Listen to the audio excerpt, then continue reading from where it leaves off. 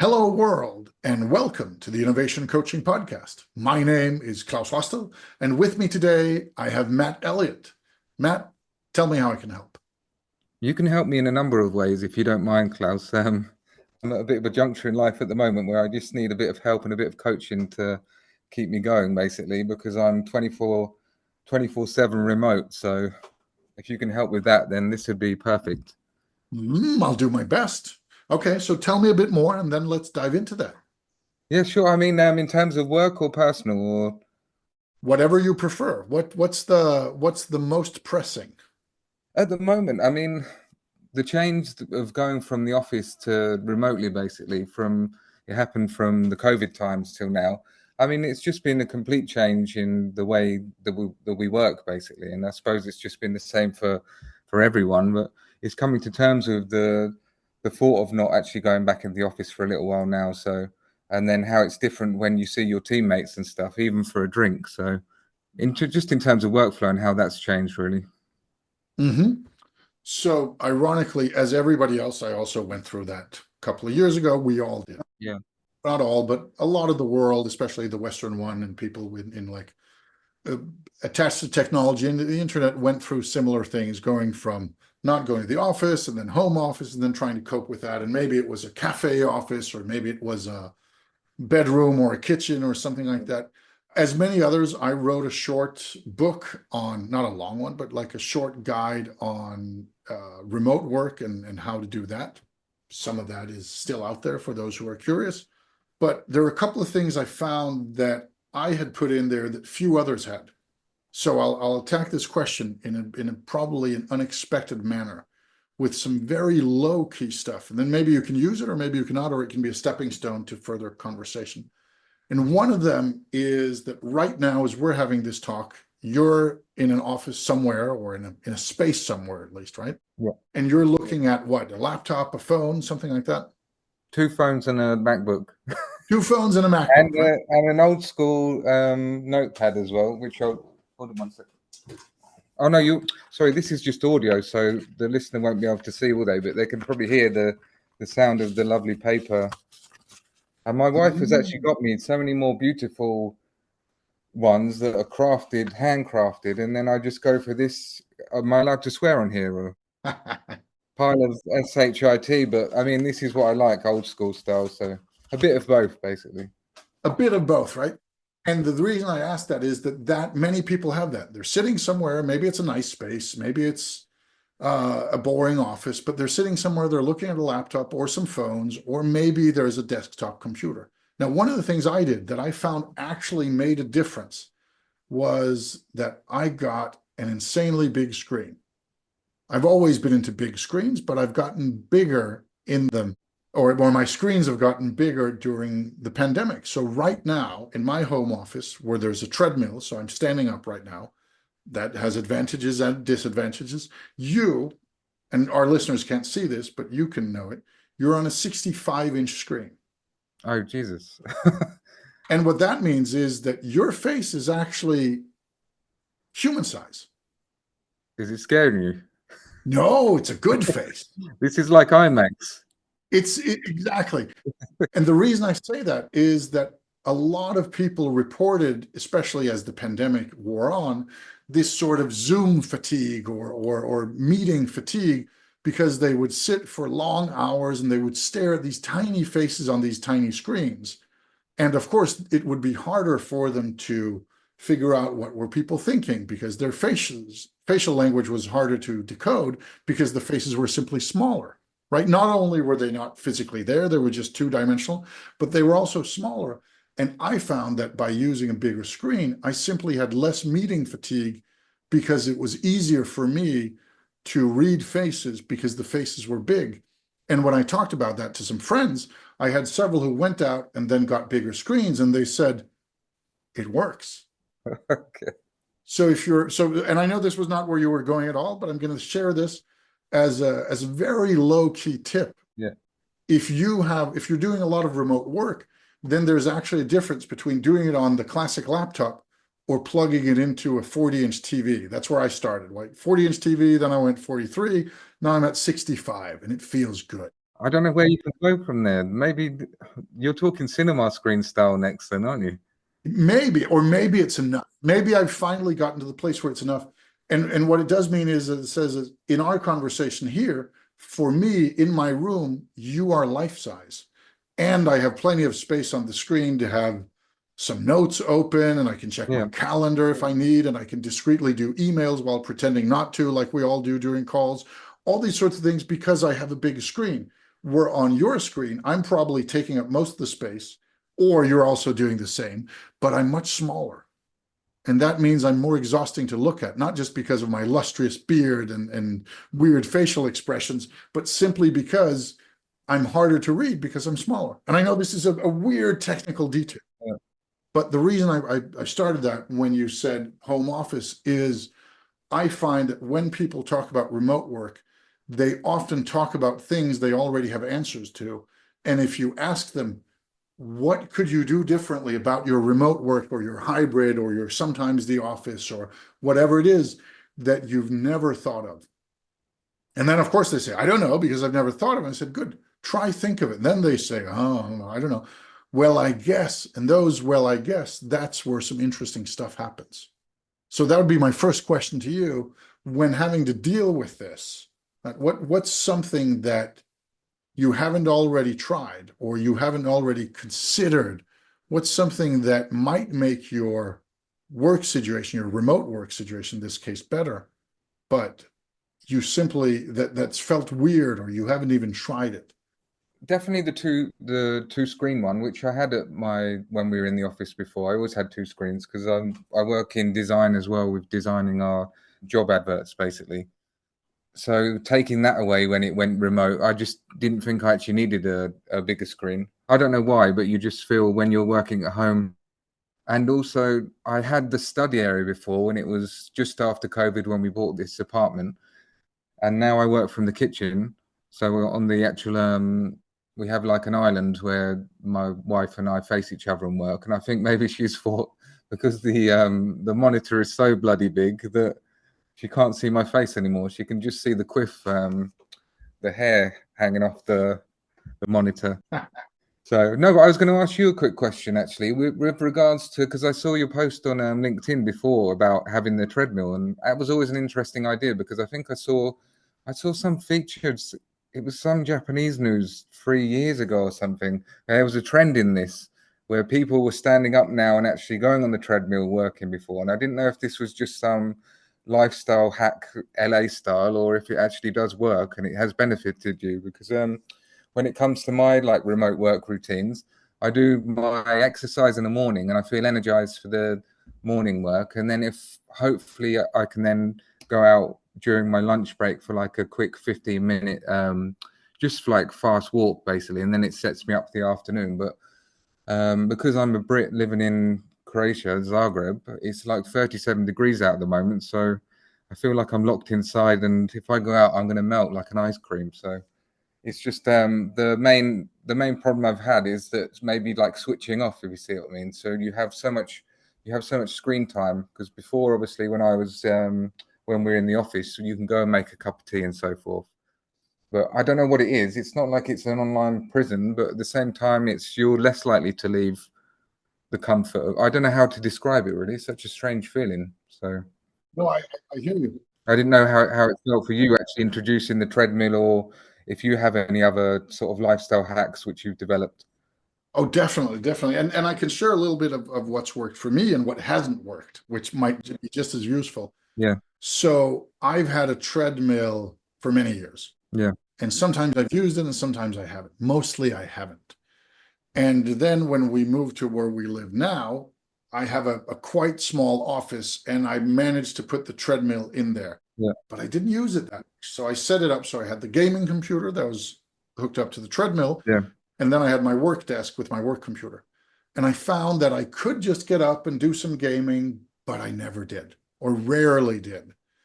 And I thought if I just had more time, it would be good, which I know because I know that if I spend the time on it, and then I many years ago I lost 10 kilos while playing Assassin's Creed 2, right? Because I know that, so I know it's effective. I just needed time. And I kept saying to myself, I just need to find more time. Then I know how to do this. And I didn't manage to find that time. And then after some talks with my better half and with myself, I realized I needed to do something a bit more radical. So we talked it over and said, what about going radical? What about just getting rid of the desk?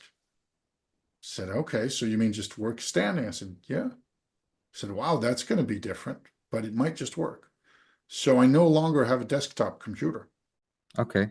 I only have the standing computer. Your beautiful face is right now on that huge screen, and it is sitting on top of this weird contraption that has a refrigerator and kind of a clothes armoire thing, and Yeah. it's balanced on top of those with some plexiglass plates. It doesn't look good, but it means that I'm standing up on the treadmill and I'm looking you more or less in the eye because there's a webcam there and you are at eye level for me as well. And that means that I'm right now doing standing work. I cannot sit down and work on my computer because the computer's not there.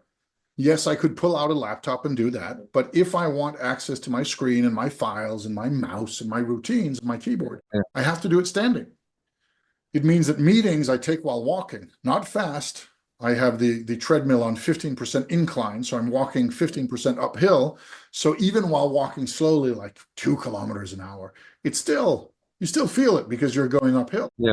And that for me has meant that I took time that was already there, work time, and then I started changing that work time because it's so easy to say, oh, I just need more time, right? You said it yourself. It's about finding the time. And I find that if you can change it from not how do I find the time, but how do I change the time? How do I change what I'm already doing? Then there's a much better chance of success. Because right now, if I'm going to do a podcast recording like we're doing right now, then I can't do it sitting down because the microphone's not there, the computer's not there. Yeah. So I have to stand. And of course, it's not as comfortable as sitting down. Let's not kid ourselves. But it does mean I get in 45 minutes to an hour of standing time instead of sitting time. If I'm doing a meeting where I can also walk, here it's going to disturb the sound, so I don't do it. But if I get in a meeting, then I'm suddenly doing that 45 minutes of walking time instead of sitting down. If I do gaming, which I now find the time for, I've found that for me, the fact that I have both my computers plugged into the same screen, I literally have 2 keyboards in front of me and 2 mice, that I can switch between gaming mode, also mentally and physically, within 10 seconds. Yeah. Instead of having to get up and start the thing and put on the running shoes and then do it. It wasn't more than a minute or two, but it was critical because now it's gone down from 2 minutes of change time to 10 seconds of change time. And that means it's much more often where I'm like, oh, I don't have a meeting for next hour because somebody canceled, or I'm going to take a break. Then I just change the HDMI signal that's coming into the TV, and I flip on the other keyboard and the other mouse, and then I do an hour of gaming while I'm walking. And that means that since I started this in late April and we're now in early July, the first 2 months, I lost about 15 kilos. Wow. In 2 months, yeah. 2 months, a little over 2 months, about 15 kilos. And now, of course, I'm not going to be able to keep that up. Even though there was too much to begin with, I can't and won't keep up that level. And it would have been fine if it was 5. It wasn't that I was going for that. Yeah. I wasn't trying to hit a specific number, and I was surprised at how high it was. But it was by changing the system. And the most important thing was that I did not create more time. I didn't solve the problem by finding more time. I solved, or at least I made it different by changing the way I used that time, by changing the structure, not the effort, because effort is hard. Discipline is hard, right? If I got up and said, I'm going to be on the treadmill because I want to lose weight, that's hard. That requires discipline. If I say, I want to play my computer game about the Second World War, which I deeply enjoy because I'm a horrible nerd, and I love that, then, and the only way I can play is while I'm on the treadmill, and it's almost as easy to walk as it is to stand still because my concentration is on the game, then there's a much better chance I actually get that walking done. If I said I want to do that walking because I want to lose weight and be healthy, no way I would have done that at this rate. But now, getting to put in 4 hours of gaming and suddenly I've walked 10 kilometers, oh, that is nice. And because of that weird mountain climbing effect, during May, my first test month, I measured how much kind of upwards I was moving, and that was the same as 3.5 times Mount Everest. Wow, Jesus. Oh, actually, yeah, you said on the LinkedIn post, didn't you, about Mount Everest? Bloody hell. Yeah, and that's not to say that this is a solution for everyone, but I think the core of it is figuring out how do you solve it, not by creating more of something you've got too little of, which is time, Yeah. but how do you take something you already have, which is workflows or time spent in a certain way, and change that. For a lot of people in their families, it's not finding more time with each other, it's finding ways to spend the time they have together to be better or to be more inclusive or more interesting or more meaningful, right? It's putting the phones down at the table because you were eating together before, but now you're eating and talking, just as a simple example, right? Not for everybody, but for some, that's the solution. I think that's the key, at least for me, for these life hacks, is looking at what can I do where the solution isn't just, oh, I just need more time, money, energy, skill, whatever, because that's doable, but it's hard. Where if you can change the game, there's a much better chance of winning it, in my experience. No, I completely agree with you, and that's nice actually to know these small life hacks that you should not take for granted, but you should sort of know. But then you just, I don't know, life happens, if you see what I mean. Life happens. I have this same with the sorry, I have the same with the with going on health kicks.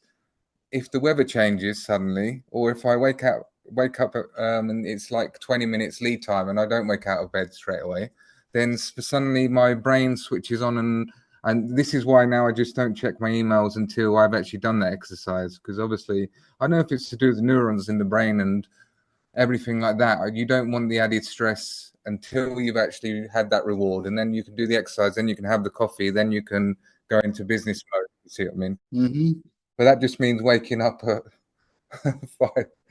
5:30, I think, and then I have 15 minutes, and then it's like getting ready, and then bang, then it's into it. But it's whatever works, I suppose. It works better in summer, this idea, because it's obviously beautiful when you're actually waking up and you've got some sunshine straight away. It's just a bit harder, isn't it, in winter, autumn, winter months. So And I think also part of this, and we'll dive into and see if we can unlock some fun stuff on your end, is yeah, I think part of it is looking at places where you don't normally look. One of the things I did, I don't have that many Danish coaching clients at the moment, but there was a period where I thought I want to do more walking, not on the treadmill. This was a couple of years ago. I want to do more walking. I want to do more like walk and talks. And then I gave out some free coaching sessions, which were 90-minute sessions, but I said they are walk and talk sessions. So the way it works is you appear at my doorstep, and 90 minutes after we're back at my doorstep, and then we're going to have a 90-minute walk and talk coaching session. And I had some people who said, oh, I'd love that. I get a free coaching session and we get to walk. That's a nice format for it. Lovely. yeah, Sign me up. And for me, it meant I had exercise partners. It meant that I suddenly had somebody to walk and talk with for 1.5 hours.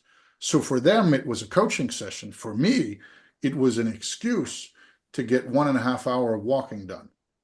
And everybody was happy. But it would not have happened if I hadn't thought of maybe I could combine the coaching with the walking. How do I do that? Right? Not create more time, but combine time. yeah. So I guess with that said, and a little bit too much detail about the World War II setup, but if we look at some of the stuff you're fighting with, Matt, where's a couple of things? If we look at it with that lens, where's a couple of things where you think, you know what, maybe there's something here. Maybe I could look at this. Maybe there's an opportunity here I haven't really dived into. Or just in terms of work or work-life balance. Yeah, let's do work-life balance, right? That's critical. Yeah, I think the main issue I have, which I've always had, is just switching off after work, because obviously in working in marketing and social media, things are happening so quickly all the time, and you're covering so many different angles and so many different issues, and then you're working remotely. We have teams in India, Germany, Romania, and Croatia as well, including UK. You're just working on different, not just different time zones, but you're just working across different time zones, industries, and then you have the remote aspect on top of that. So the conversations we used to have with workmates have then gone online or just during on phone calls. and all that stuff we used to have face to face. So I think the biggest challenge has been from going from face to face to actually being completely online. And that change was fine, first of all, because I was all up for it and I was actually looking forward to working in a different, progressive way because it meant I could spend more time with my wife. We can work close together, bounce off ideas of each other. But it's just been strange seeing the dynamic since of when we've had team buildings and team bonding days. Only takes like 5 minutes or so, but the click takes a little bit of time to establish because you obviously haven't seen your workmates for a while. Even the ones in Croatia, I would sometimes go a few weeks without seeing. So I understand. No, I understand that well. And I have a college of extraordinary experiences. We are three partners in that, and we work remotely most of the time, and then we see each other once in a while. And the last time we met was in New York at another organization's event, and we realized we hadn't seen each other for 8 months physically, Jesus, right? But we still have a company together that we've run for quite a number of years. And I think one of the things there is I did when I had teams in 10 different countries with my old company, we would have events where people met physically. And we would have once a year, we'd have what we called the Week of Joy, yeah, which was everybody meets up yearly, team building, hangout, where yes, there were company things, but it was mostly getting to do fun stuff together. Because that team building aspect, I feel sometimes is undervalued. And while it doesn't solve everything, it makes it much easier to be forgiving of Richard, who's late for the meeting, or no, definitely, I completely agree. Emil, who didn't understand the thing, or oh, now they made a mess of the time zone again. If you know those people, Yeah. and if you've spent good time with them instead of just physical work time, but also physical enjoyment time, and maybe it's enjoying work, but maybe it's just doing something together. And also you're right with that. And also it always helps when I meet my workmates on because we normally have one team building day probably per business quarter. So in end of September we're off to Oktoberfest. And the amazing thing is actually seeing how the different countries act in different ways. You have the Romanian workforce, you have the Croatian workforce, and you have a few Brits as well. Obviously, us Brits, we drink fast and quickly, and then we're passed out by 11 p.m. or something we just can't handle the booze like a lot of Europe basically. No, but what I was going to say is having that work relationship with someone just via email, you're not getting to know the person. So the business way of a Brit is to be maybe over polite, where we say kind regards at the end. Instead of just going straight to the crunch and what we actually need, we'll skirt around the issue by saying, hope you're well. Sorry about this. Well, we'll apologize for anything, as you know, but so it's nice actually when I get to see my teammates actually up close and personal, where you can actually get to know the real person other than the person which you're actually communicating with digitally normally, only via email and Teams. You see what I mean? So No, definitely. And there are two things on that, two thoughts, and maybe they're useful, and if they're not, then we can just ignore them, right? yeah, One of them is I have some friends who run a very successful change management company that does board games, that uses board games as their kind of method, but they do change management. They work globally, they're brilliant. One of the things they instituted some years back was they were, especially during the pandemic, they had a team, like a small team, responsible for workplace like fun, entertainment, etc. So that Friday evening quiz or that online drinks thing or that everybody wears a weird color to work today, they had some people who were actually in charge of that, who's not their only job, but part of their formal job that they got paid money for was you are in charge of making sure that our workplace culture remains healthy and strong, even though we're now working remotely. And that was pretty good because everybody at their company that I've talked to at least loved them. And they said because it's a dedicated thing, it's not something they're doing on top of their work, they're doing it as part of their work. It meant they did really cool stuff. And it meant that people were looking forward to these things happening. The employees were looking forward to whatever has the fun team cooked up now. okay, Instead of, oh, do I need to do this ridiculous team building? Because sometimes it's something that George was supposed to do, and he was busy with the sales calls and he deprioritized. And then 5 minutes before the meeting, he Googled how to do fun meeting for team building, and he found something that was never fun, not even in 98 when it was written, where these people actually set aside some time and resources and a little bit of budget to do things. And it meant that the quality of their team building internally was very, very high for not that big amount of money. And they were still working mostly physically together normally. But of course, during the pandemic, they were, as everybody else, working remotely. But they said, the ones I talked with them about, they said this was actually a big thing. And so that was my first thought is, do you already have somebody on your team who has this as a dedicated task to kind of think of digital team building, not the physical stuff, but digital team building? And if not, it might be worth exploring. That's number one. Number two thing is, and this is something from my old company, we had people in different countries. We also had 3 different offices in different countries, one in the US, one in Poland, one in Denmark. And what we found was that people, yes, once in a while we would gather everybody, but what was also super effective was when one person from the Danish office would go to the Polish office, maybe for an event, and then be there for a couple of days. Because even though it wasn't the whole office going, that person would get to meet all the Polish team. Or if we had somebody from the Polish team, or somebody, one of our freelancers come in and spend a couple of days at the Danish office, they'd get to meet the Danes. So if you have these clusters of people around the place, even if they're not in the same country, they might be in a cluster. So if you have a team in India that are all in Delhi, yes, the temptation is to gather all the teams, but there's also often a lot of value in just one person going to then the Indian team or the Frankfurt team or whatever that looks like, which is much cheaper and much easier to coordinate, because it's basically, instead of saying, okay, how do we bring together 100 people or 50 people or 1,000 people, which is very hard and time consuming and resource consuming, it's instead saying, hey, Patricia, here's a reason where it makes sense for you to go to Delhi and be there for 5 days. How do you feel about that? Like, awesome, let me go. And suddenly Patricia knows all the Delhi team when she comes back, or most of them, they know her.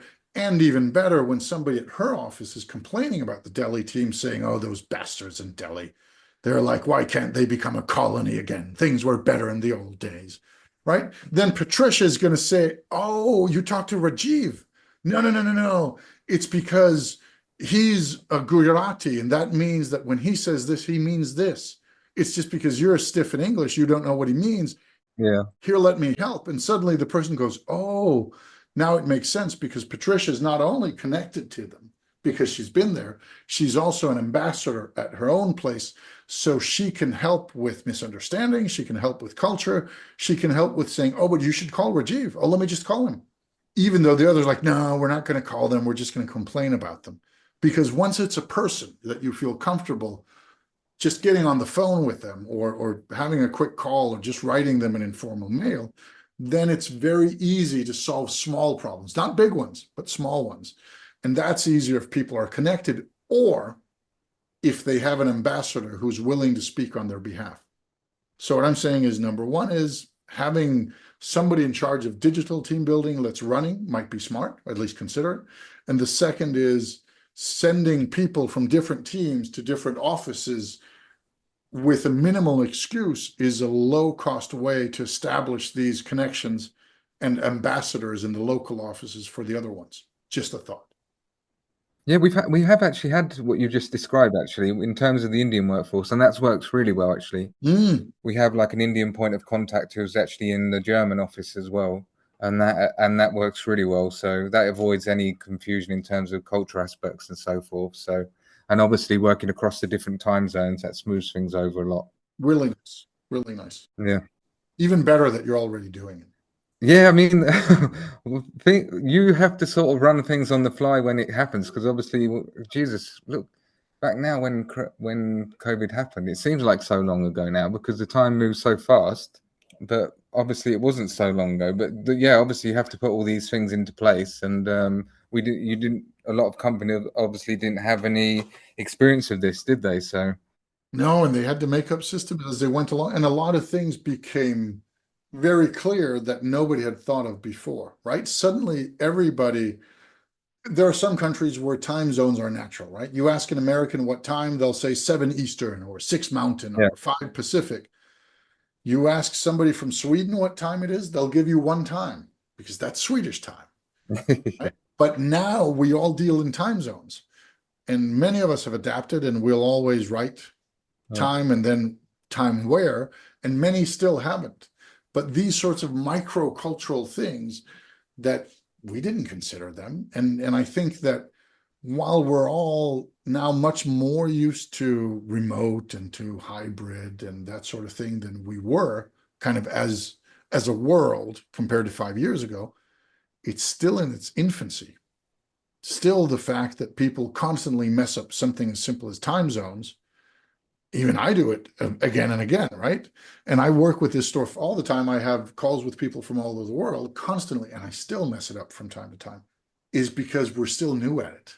We're just so much better than we were, but we're still new at it. Yeah.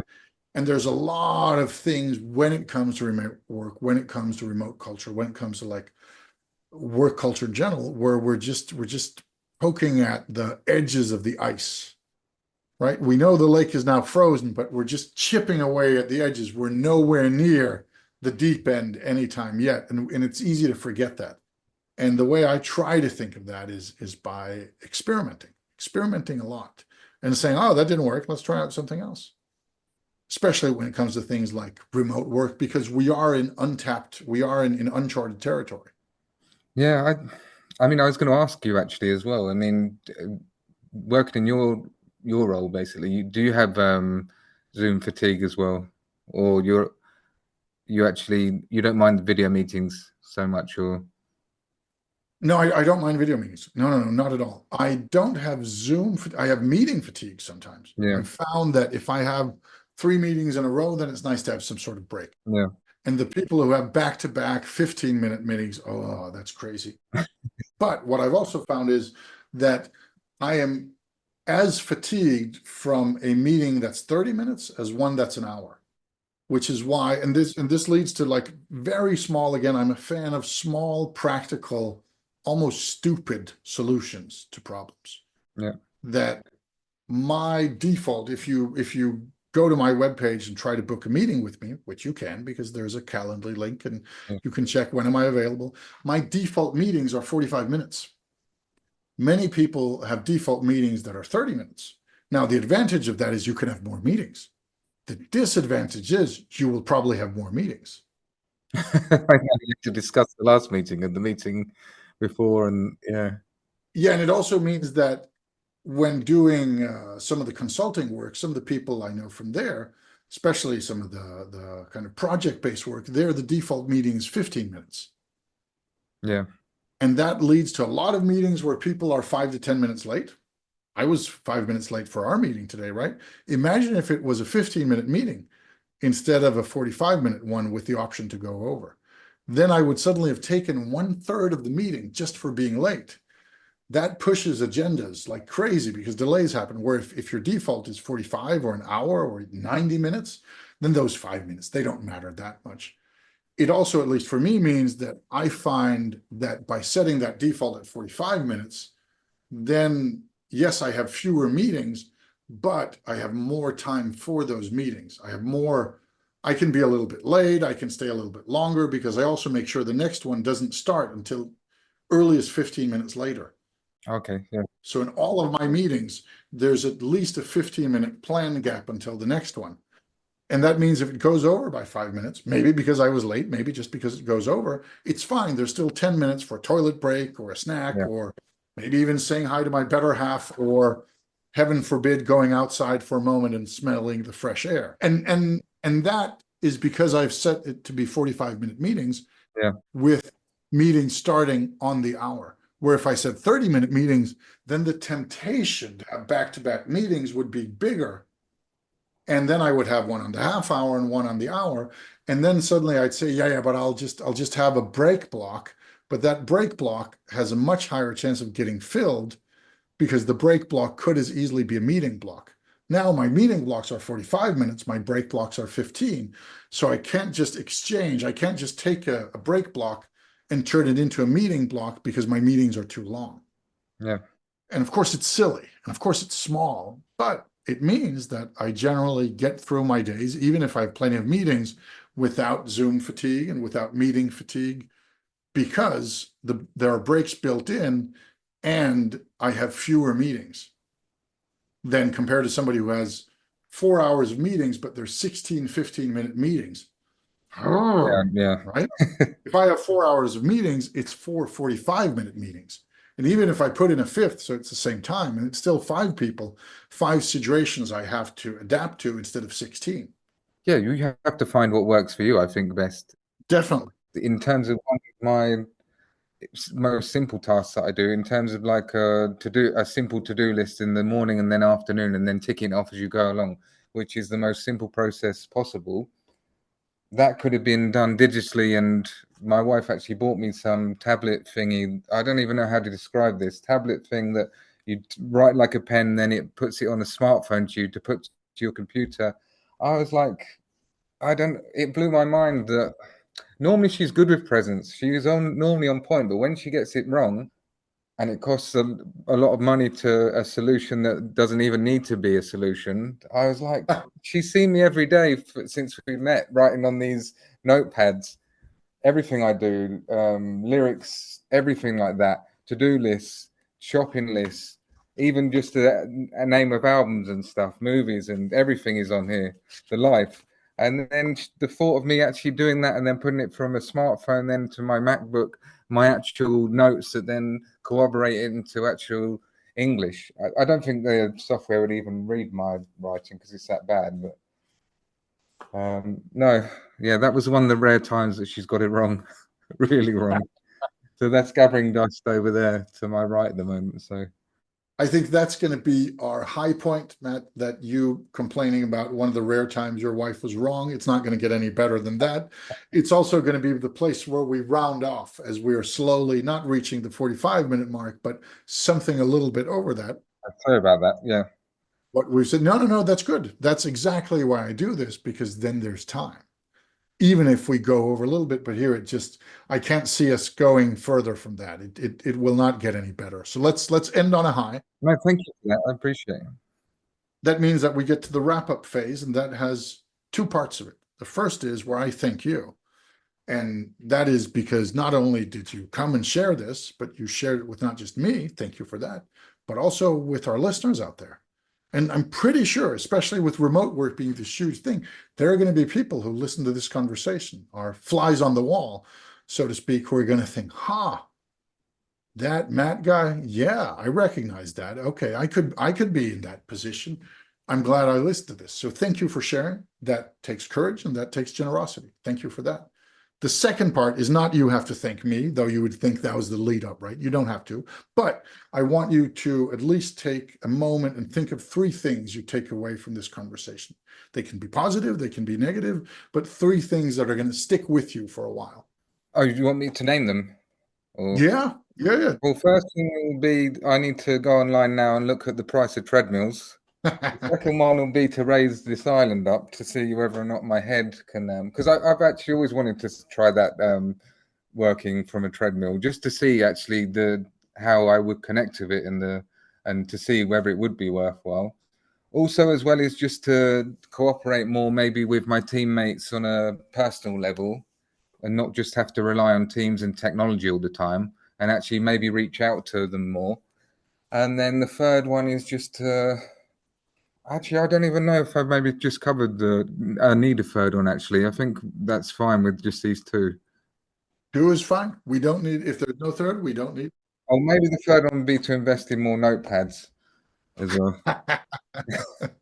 I think we can add a 3.5, which is think about, will your wife ever hear this episode and what's going to be her reaction? Will she love you more for it or will she love you less?